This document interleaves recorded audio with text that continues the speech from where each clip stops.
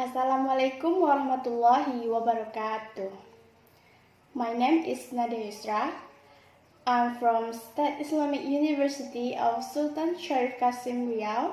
I'm from class 6C. Here I would like to present you about the stages in communicative language teaching. Communicative language teaching sets as its goal in the teaching of communicative competence. Communicative competence is the ability in using the target language for meaningful purposes. Communicative language teaching, or what we can call as CLT, help the students to get the main goal of learning language, that was being able to communicate. English teacher can make the language learning effective by implementing the communicative activities. In CLT, students are provided with some opportunities to use a language as a great deal of communicative activities. There are 3 stages in communicative language teaching. The first is pre-communicative stage, and the second is quasi-communicative stage, and the third is real communicative stage. The first is about pre-communicative stage.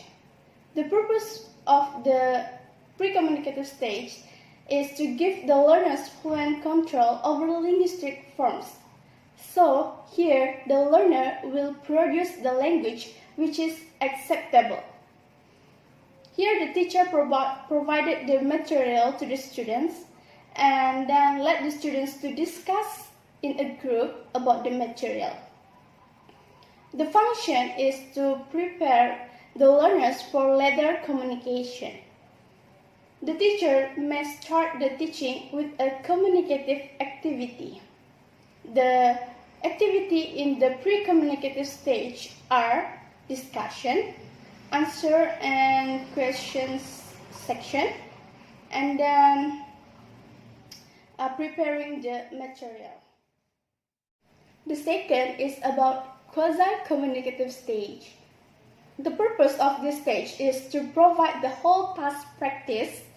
The students can practice in front of the class after they did some tasks that given by the teacher. The second, to improve the motivation from the students itself, and then to allow the natural learning, and the last is to create a context which support the learning process in the classroom. The functional communication activities are comparing sets of pictures and noting similarities and differences, following directions, and discovering missing features in a map or picture. Quasi-communicative stage activities included such as conversation, discussion sections, dialogues, and role plays, stimulation, and also debates. Here, the students can perform in the classroom. The last is about real communicative stages. In real communicative stage, the teacher realizes it with practice out of the classroom. As a teacher of education, has the important role to find something that the students are good at. For example, your students have a talent in singing, acting, or dancing.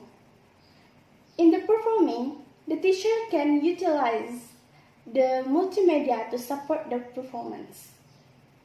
Real communicative stage activities included performing, drama, or maybe drama musically, storytelling, in a big competition event. Performing is such as an amazing thing to encourage the student's skill. Every student, without especially, can be a part of the performance. It was meant to be fun in the learning, and the teachers didn't take themselves too seriously. In my conclusion, The communicative language teaching is aimed at attracting the learners to purposeful classroom activities in which the learners use and reproduce the language as it is practiced in the real communication beyond the classroom in meaningful situations.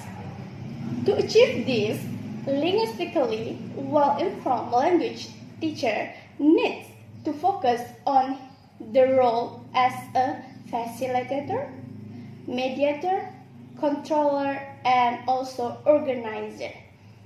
Okay, I think that's all for me.